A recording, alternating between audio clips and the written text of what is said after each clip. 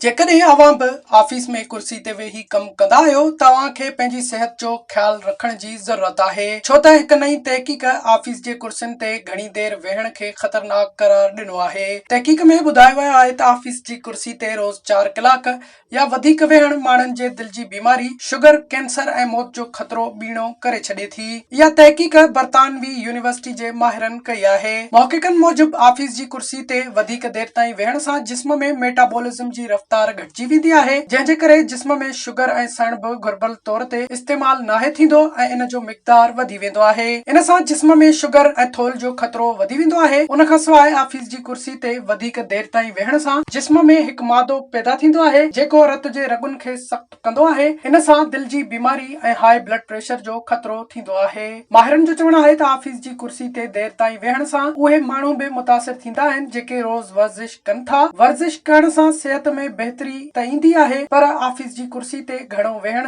खेनि बचाए नथो सघे। माहिरनि जी तजवीज़ आहे त घणी देर वेहण खां बचण जी कोशिश करणु घुर्जे। ऑफिस जी कुर्सी ते वेहण बाद हर अधु कलाक बाद उथी हलणु घुर्जे। पाणी हमेशा पाण खां परे रखिजे त जीअं अव्हां खे पाणीअ लाइ उथी वञणो पवे। मानी खाइण लाइ अव्हां खे पंहिंजी जाइ छॾणु घुर्जे ऐं ॿिए हंधि वञी मानी खाइणु घुर्जे।